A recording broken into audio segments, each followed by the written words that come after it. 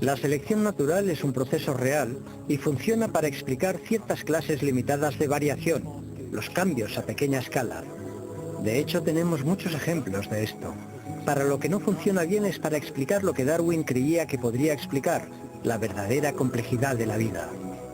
Tenemos un pico de pinzón y luego tenemos el pinzón mismo. Un pequeño cambio en la estructura del pico frente al origen del organismo como tal.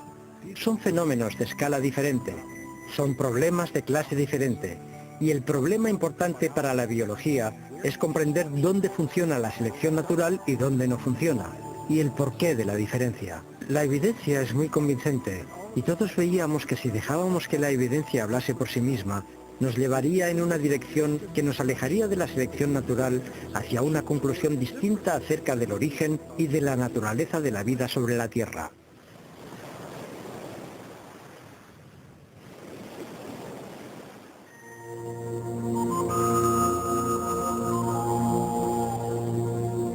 La selección natural actúa solo aprovechando pequeñas variaciones sucesivas. Nunca puede hacer un gran salto repentino, sino que ha de avanzar por pasos cortos y seguros, aunque lentos.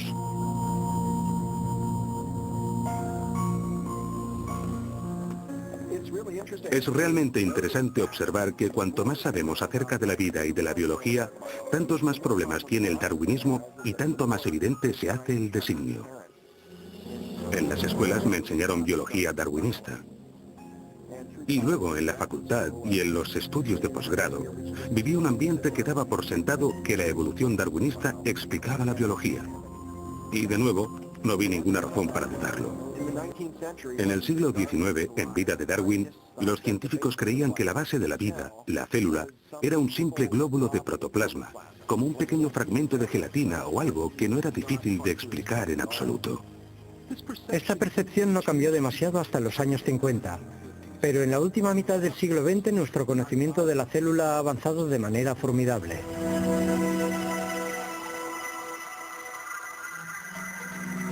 En la actualidad los potentes instrumentales revelan unos complejos mundos microscópicos, mundos tan diminutos que solo un dedal lleno de un cultivo líquido puede contener más de 4.000 millones de bacterias unicelulares. Cada una de ellas repleta de circuitos, instrucciones de montaje y máquinas miniaturizadas de tal complejidad que Charles Darwin jamás pudo haberse imaginado. En la misma base de la vida, donde las moléculas y las células realizan su función, hemos descubierto máquinas.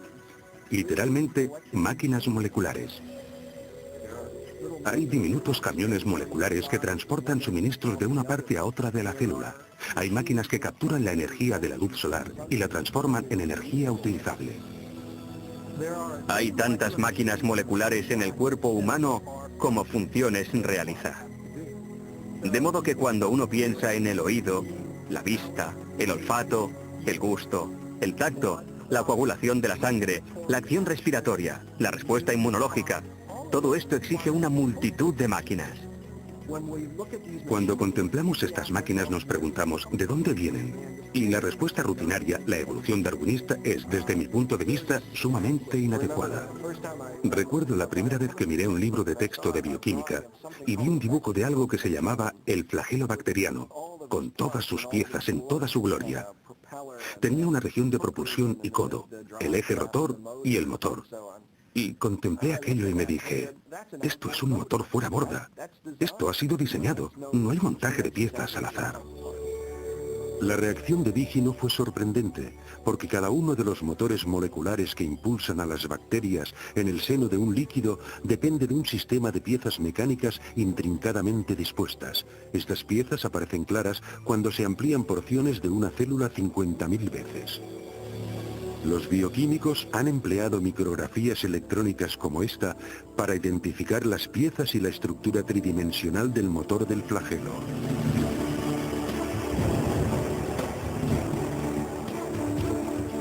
Con esta investigación han desvelado una maravilla de ingeniería a escala miniaturizada. Howard Berg, de Harvard, lo ha designado como la máquina más eficiente del universo. Algunas de estas máquinas giran a 100.000 revoluciones por minuto. y tienen una conexión fija con un mecanismo transductor o detector de señales que recibe información del medio en que se encuentra. Incluso cuando están girando a esta velocidad pueden detenerse en seco. Solo necesitan un cuarto de vuelta para detenerse y cambiar el sentido de giro y comenzar a girar a 100.000 revoluciones en la otra dirección. Y lo mismo que los motores pura borda en las lanchas, tiene una gran cantidad de piezas que son imprescindibles para su funcionamiento. El flagelo bacteriano, 2 marchas, adelante y atrás, con refrigeración por agua, movido por energía protónica, tiene un estator, un rotor, una articulación en U, un eje propulsor y una hélice. Y funcionan como estas piezas de maquinaria. No es por comodidad que les damos estos nombres, es que estas son verdaderamente sus funciones. Desde su descubrimiento, los científicos han tratado de comprender cómo hubiera podido surgir un motor giratorio mediante selección natural. Hasta ahora no han sido capaces de ofrecer ninguna explicación darwinista detallada. Para ver por qué, debemos comprender una característica de las máquinas moleculares que se conoce como complejidad irreducible. La complejidad irreducible es un término acuñado por Michael Behe en su descripción de estas máquinas moleculares. Básicamente lo que enuncia es que se tiene una multiplicidad de piezas para la composición de cualquier organela o sistema dado dentro de una célula, todas las cuales son necesarias para la función. Es decir, si se elimina una pieza, el sistema pierde su función. La idea de la complejidad irreducible se puede ilustrar mediante una conocida máquina no biológica, una ratonera. Si falta cualquiera de estas piezas o es defectuosa, el mecanismo no funcionará. Han de estar presentes simultáneamente todos los componentes de este sistema irreduciblemente complejo para que la máquina cumpla su función, atrapar ratones. La complejidad irreducible se aplica también a las máquinas biológicas, incluyendo el motor flagelar bacterial. En total hay alrededor de 40 piezas proteínicas diferentes que son necesarias para que esta máquina funcione. Y si falta cualquiera de dichas piezas, entonces, o bien obtendremos un flagelo que no funciona debido a que le falta el codo o el eje de transmisión o lo que sea, o bien ni siquiera se montará dentro de la célula. En términos evolutivos, tenemos que poder explicar cómo se puede construir este sistema de forma gradual cuando no hay función hasta que se tienen todas estas piezas en su sitio. Como he intentado demostrar, no es necesario suponer que las modificaciones fuesen todas simultáneas, si eran sumamente ligeras y graduales. La selección natural está examinando las más ligeras variaciones, rechazando las malas, preservando y acumulando todas las buenas. Con todo, algunos científicos dudan de que las pequeñas variaciones de Darwin pudieran haber creado un flagelo bacteriano cuando no existía tal mecanismo. ¿Cómo pudo algo nuevo, como un motor de un flagelo bacteriano y todos los componentes que van con el mismo, cómo pudo desarrollarse a partir de una población de bacterias que no tuviesen este sistema?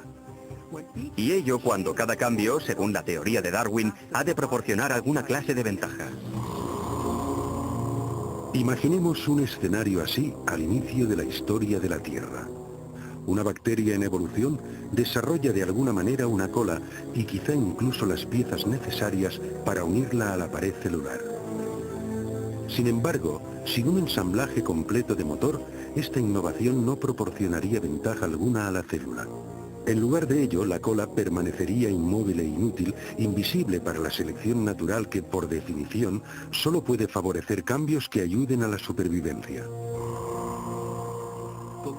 La lógica de la selección natural es muy exigente.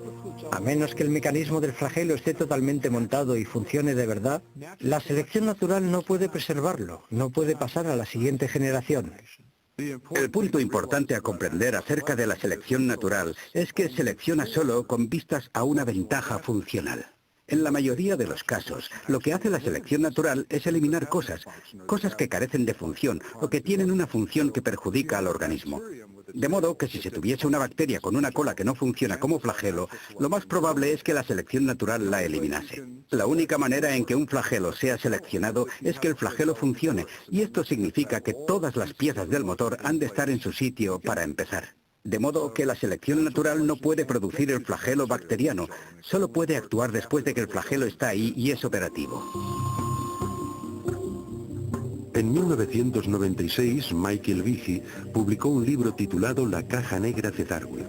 En esta obra argumenta que la selección natural, el diseñador sucedáneo de Darwin, no puede explicar el origen del flagelo bacteriano ni de ningún otro sistema biológico irreduciblemente complejo. En lugar de ello, Behe llegó a la conclusión de que la complejidad integral de estos sistemas indica un designio inteligente. La caja negra de Darwin de inmediato suscitó controversia. Más de 75 publicaciones, incluyendo algunos de los principales diarios y revistas científicas del mundo, publicaron reseñas. Algunos científicos elogiaron el libro de Behe, otros lo desecharon como acientífico y con motivaciones religiosas.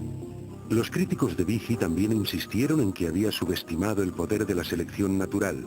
Argumentaron que el motor flagelar podría haber sido construido con piezas empleadas para construir máquinas más simples, como esta bomba celular usada. Si los componentes de la bomba ya existían, podrían haber sido preservados por la selección natural ya antes de que surgiera el motor bacteriano. Esta teoría recibe el nombre de coopción.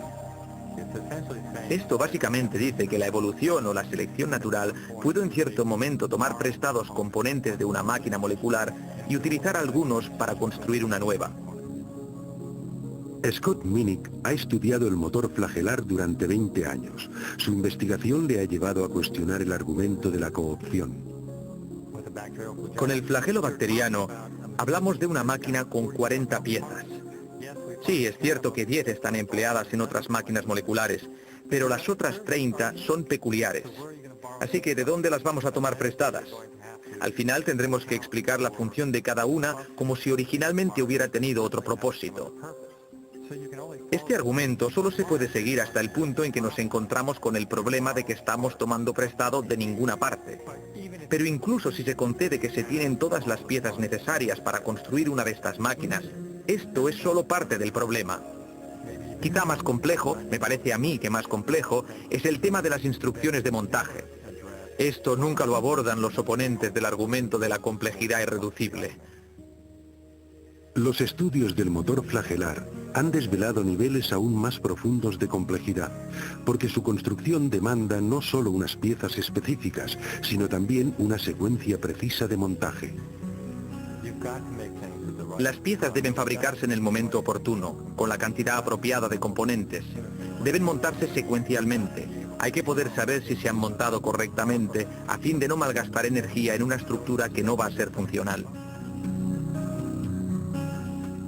La construcción de una máquina molecular ha sido comparada con la edificación de una casa.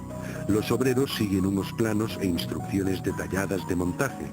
Los cimientos de la casa se echan antes de levantar las paredes.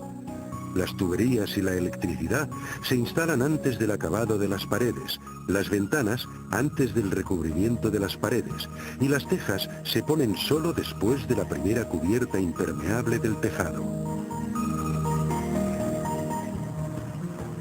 Y así sucede con la construcción del motor flagelar. Esta estructura se construye de dentro hacia afuera. Se cuenta la cantidad de componentes en una estructura anular de un estator y cuando esto queda montado, se recibe una realimentación que dice, vale, no más de este componente. Se añade el eje, se añade un anillo, se añade otro eje, y cuando la articulación en U ha llegado a un cierto tamaño y a un cierto grado de curvatura, más o menos un cuarto de giro, esto se cierra. Y luego empiezan a añadirse los componentes para el propulsor. Todos estos componentes se montan en una secuencia precisa, tal como se hace con el edificio. La construcción correcta del motor requiere un complejo sistema de máquinas que coordinen el temporizado de las instrucciones de montaje. Pero ¿cómo puede la selección natural construir un sistema así? El argumento de la coopción no explica lo que vemos aquí. Para poder construir el mecanismo del flagelo, o decenas de miles de otros mecanismos semejantes en la célula, son necesarias otras máquinas que regulen el montaje de estas estructuras, y estas máquinas precisan de otras máquinas para su montaje. Solo que falte una de estas piezas o que esté donde no le corresponde, el motor no funcionará. De modo que el sistema para montar el motor flagelar es el mismo irreduciblemente complejo. De hecho, lo que tenemos aquí es complejidad irreducible en cascada. Sabemos mucho acerca del flagelo bacteriano. Todavía tenemos mucho que aprender, pero sabemos mucho acerca de él. Y no hay explicación acerca de cómo esta compleja máquina molecular fue jamás producida por un mecanismo darwinista. Hace 150 años los científicos no tenían conocimiento de las máquinas moleculares de complejidad irreducible. Sin embargo, Charles Darwin consideró la dificultad que sistemas como estos podrían plantear a su teoría. Si pudiera demostrarse que ha existido un órgano complejo que no se formó por numerosas y pequeñas modificaciones sucesivas, mi teoría fracasaría por completo.